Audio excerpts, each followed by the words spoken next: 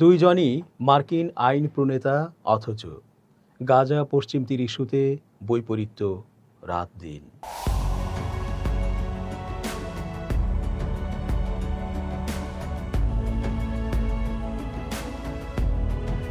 আসসালামু আলাইকুম দর্শক, কেমন আছেন? পুরো সংবাদ বিশ্লেষণ ও তথ্য পর্যালোচনায় বরাবরের মতোই আছি আমি এস.জে. রতন। শেষ পর্যন্ত দেখতে থাকুন আজকের পর্বটি। নিশ্চয়ই হয়তো আপনার মনের কথাটি আমরা বলতে যাচ্ছি। চেঞ্জ টিভির আন্তর্জাতিক চোখ, আপনাদেরই অনুষ্ঠান। গাজা ও পশ্চিম তীরে যাচ্ছে তাই করেছে ইসরায়েল ও আমেরিকা। এখনও থেমে নেই। লাশের পর লাশ আর রক্ত উপত্যকা ঘিরে কত মর্মন্তুদ ঘটনাই না দেখল বিশ্ব চোখ বুজে। কিন্তু এরই মধ্যে মার্কিন আইন প্রণেতারাই নিজেদের মধ্যে আকাশ পাতাল বিভক্তি দেখিয়ে জানান দিয়েছে কে কারা গাজাতে ও পশ্চিম তীরে হামলার পক্ষে ছিল ও বিরুদ্ধে ছিল। ট্রাম্পের ঘোর সমালোচক ও বিরোধী হয়েও একসময় তার ভক্ত বনে গেছেন শুধু গাজা হামলায় সমর্থন করার জন্য। সম্প্রতি তার মৃত্যুও হয়েছে। তিনি সদম্ভে বলেছিলেন গাজাতে পারমাণবিক বোমা মারা উচিত, তাহলে একসঙ্গে ধূলিসাৎ হবে গাজা। এটাই নাকি উত্তম পন্থা ছিল ইসরায়েলিদের জন্য। শুধুই নাকি সময় ক্ষেপণ করে যুদ্ধ করার কোনো প্রয়োজন ছিল না। আবার অন্যদিকে সিনেটরদের মধ্যে অনেকেই আছেন যারা এই নির্মম ও অন্যায় হামলার বিরুদ্ধে সোচ্চার ছিলেন এবং এখনও আছেন সবসময়ের জন্য। এই রাত দিন বৈপরীত্য দেখিয়ে দিয়েছে মানবিক মানুষগুলো অন্য ধর্মের হলেও তারা অমানুষ নয় নেতানিয়াহু ও ট্রাম্পের মতো। দক্ষিণ ক্যারোলিনার আইন প্রণেতা প্রেসিডেন্ট ডোনাল্ড ট্রাম্পের ঘোর সমালোচক থেকে অন্যতম বিশ্বস্ত সহযোগীতে পরিণত হয়েছিলেন।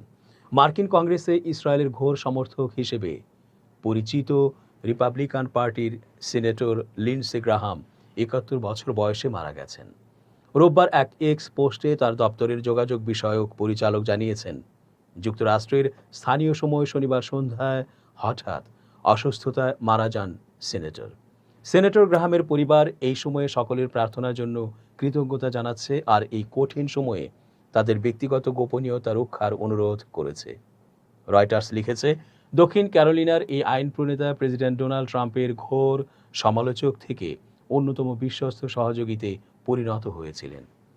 ইরানের ঘোর বিরোধী এবং যুদ্ধংদেহী অবস্থানের জন্য পরিচিত ছিলেন প্রভাবশালী এই সেনেটর। ২০২৪ সালের মে মাসে এক সাক্ষাৎকারে ইসরায়েলকে দ্বিতীয় বিশ্বযুদ্ধের উদাহরণ টেনে গাজায় পারমাণবিক বোমা ফেলার পরামর্শ দিয়েছিলেন লিন্ডসে গ্রাহাম। তার ভাষ্য ছিল, জাপান ও জার্মানির বিরুদ্ধে যুদ্ধ শেষ করতে হিরোশিমা ও নাগাসাকিতে পারমাণবিক বোমা ফেলা যেমন সঠিক সিদ্ধান্ত ছিল, তেমনি ইসরায়েলের অস্তিত্ব রক্ষায় গাজায় যা কিছু প্রয়োজন তা করার অধিকার তাদের আছে। ২০২৩ সালের অক্টোবরে গাজায় ইসরায়েলের সামরিক অভিযান শুরুর পর তিনি বারবার যুদ্ধবিরতির আহ্বানের বিরোধিতা করেন। সেই সঙ্গে কোনো শর্ত ছাড়াই ইসরায়েলকে সামরিক সহায়তা দিয়ে যাওয়ার জোর দাবি তোলেন। সেনেটর থাকাকালে লিন্ডসে গ্রাহাম বহুবার ইসরায়েল সফর করেছেন। দেশটির বিভিন্ন সময়ের প্রধানমন্ত্রী, জ্যেষ্ঠ সামরিক কর্মকর্তা এবং মন্ত্রিসভার সদস্যদের সঙ্গে বৈঠক করেছেন। মধ্যপ্রাচ্যে ইসরায়েলের সামরিক শ্রেষ্ঠত্ব বজায় রাখার প্রয়োজনীয়তা নিয়েও তিনি ছিলেন উচ্চকণ্ঠ। ইউক্রেনে নিয়মিত যাতায়াত ছিল লিন্ডসে গ্রাহামের। মৃত্যুর আগের দিনও কিয়েভে প্রেসিডেন্ট ভলোদিমির জেলেনস্কির সঙ্গে তিনি সাক্ষাৎ করেন। বিমান বাহিনীর সাবেক আইনজীবী এবং দক্ষিণ ক্যারোলাইনা এয়ার ন্যাশনাল গার্ডের সদস্য লিন্ডসে গ্রাহাম ১৯৯৪ সালে সাউথ ক্যারোলাইনার ৩য় কংগ্রেশনাল জেলা থেকে মার্কিন প্রতিনিধি পরিষদের সদস্য নির্বাচিত হন। পরে ২০০২ সালে মার্কিন কংগ্রেসের উচ্চকক্ষ সেনেটের সদস্য নির্বাচিত হন। কূটনীতির চেয়ে সামরিক সংঘাত বা আক্রমণাত্মক নীতির প্রতি পক্ষপাত দেখিয়ে আসা গ্রাহাম সন্ত্রাসবিরোধী যুদ্ধে এমন ফলাফলের জন্য ধারাবাহিকভাবে চাপ দিয়ে এসেছেন যা যুক্তরাষ্ট্রের দীর্ঘমেয়াদী জাতীয় নিরাপত্তার স্বার্থ রক্ষা করে বলে তার ওয়েবসাইটে বলা হয়েছে। কিছুদিন আগে সেনেট বাজেট কমিটির চেয়ারম্যান ছিলেন Lindsey Graham. Senate appropriation committee, senate judiciary committee এবং senate environment and public works কমিটিরও সদস্য ছিলেন তিনি। অবিবাহিত গ্রাহাম সাউথ ক্যারোলাইনার ছোট্ট শহর সিনেকায় বসবাস করতেন। তার মৃত্যুতে শোক প্রকাশ করেছেন ইসরায়েলের প্রধানমন্ত্রী বেনিয়ামিন নেতানিয়াহু এবং প্রেসিডেন্ট আইজ্যাক হারজগ। তারা লিন্ডসে গ্রাহামকে ইসরায়েলের একজন মহান বন্ধু হিসেবে বর্ণনা করেছেন। গভীর শোক প্রকাশ করে মার্কিন প্রেসিডেন্ট ডোনাল্ড ট্রাম্প বলেছেন, লিন্ডসে গ্রাহাম ছিলেন তার চেনা অন্যতম সেরা ব্যক্তি এবং একজন প্রকৃত আমেরিকান দেশপ্রেমিক। 2016 সালের প্রাইমারিতে লিন্ডসে গ্রাহাম প্রেসিডেন্ট পদে মনোনয়নের লড়াইয়ে ডোনাল্ড ট্রাম্পের কাছে হেরে যান। পরে তিনি মিস্টার ট্রাম্পের একজন অনুগত সমর্থক এবং নিয়মিত গলফ খেলার সঙ্গী হয়ে ওঠেন। তবে মিস্টার ট্রাম্প ক্ষমতায় ফেরার পর যখন ক্যাপিটল হিলে হামলা চালানো প্রায় 1,500 সমর্থককে ক্ষমা করে দিলেন, তখন এর বিরোধিতা করেছিলেন সেনেটর গ্রাহাম। বলেছিলেন, এই সিদ্ধান্তের ফলে আরও সহিংসতা হতে পারে। যুক্তরাষ্ট্রের ডেমোক্র্যাট দলীয় আইন প্রণেতা রো খান্না জানিয়েছেন, চলতি সপ্তাহে ফিলিস্তিনের পশ্চিম তীরে সফরের সময় তার দেশে তৈরি রাইফেলে সজ্জিত সেখানকার ইসরায়েলি স্যাটেলাররা তাকে আটক করেছিল। 2028 সালের প্রেসিডেন্ট নির্বাচনে প্রতিদ্বন্দ্বিতার কথা বিবেচনা করতে থাকা এই মার্কিন আইন প্রণেতা ঘটনাটিকে ইসরায়েলি দখলদারিত্বের মানবিক ক্ষতির এক অকপট চিত্র হিসেবে তুলে ধরেছেন। রয়টার্সের বরাতে জানিয়েছে আল আরাবিয়া। বৃহস্পতিবার ফিলিস্তিনের একটি গ্রামে রয়টার্সের সঙ্গে কথা বলার সময় খান্না বলেন, বুধবার পশ্চিম তীরের দক্ষিণাঞ্চলে একটি অংশ ঘুরে বেড়ানোর সময় তার দলের মাইক্রোবাসটি ঘিরে ফেলে ইসরায়েলি স্যাটেলাররা। তাদের হাতে ছিল যুক্তরাষ্ট্রে তৈরি M4 রাইফেল। পশ্চিম তীরের এই এলাকাটির ফিলিস্তিনিরা প্রায়ই ইসরায়েলি স্যাটেলারদের হামলার শিকার হন। ক্যালিফোর্নিয়া থেকে নির্বাচিত মার্কিন প্রতিনিধি পরিষদের একজন প্রগতিশীল আইন প্রণেতা খান্না বলেন, একটি গ্রামে ছিলাম আমরা যেটি ইসরায়েলি স্যাটেলাররা ধ্বংস করেছে। তারা স্কুলটি ধ্বংস করেছে, তারা গ্রামটি ধ্বংস করেছে। আমরা শুধু এটি দেখছিলাম। এই সময় ওই গুন্ডারা মেশিনগান নিয়ে হাজির হয়, M4 আমেরিকার তৈরি মেশিনগান, আর তারা আমাদের আটক করে।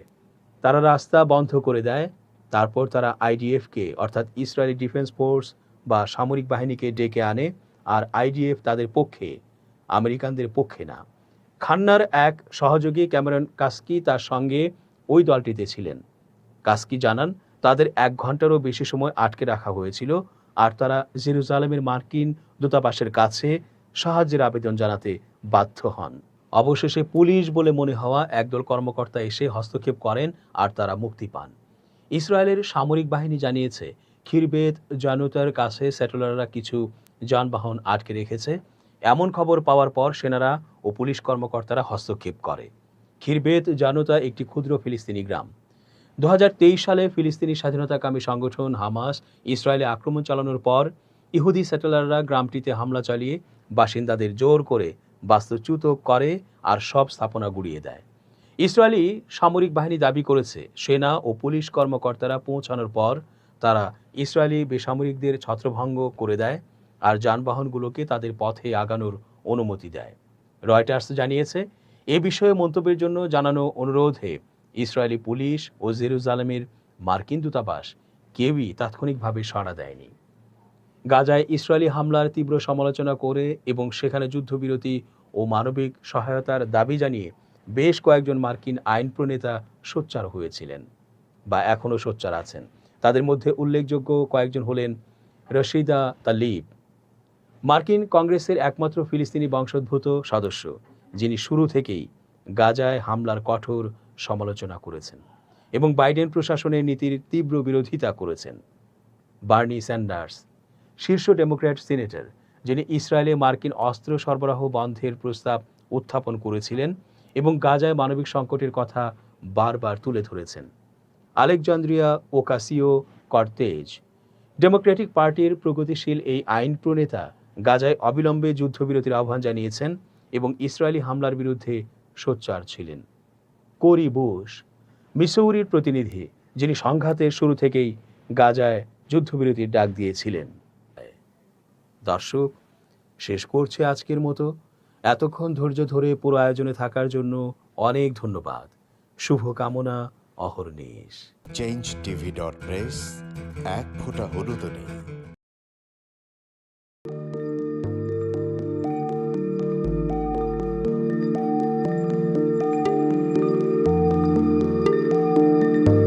1 জানুয়ারি 2026 ইউটিউব জার্নালিজমের অগ্রদূত চেঞ্জ টিভি ডট প্রেস সংগ্রাম মুখর 7 বছর পেরিয়ে পা রাখলো গৌরবান্বিত 8 বছরে। এই আনন্দ প্রহরে সবাইকে নিরন্তর শুভেচ্ছা।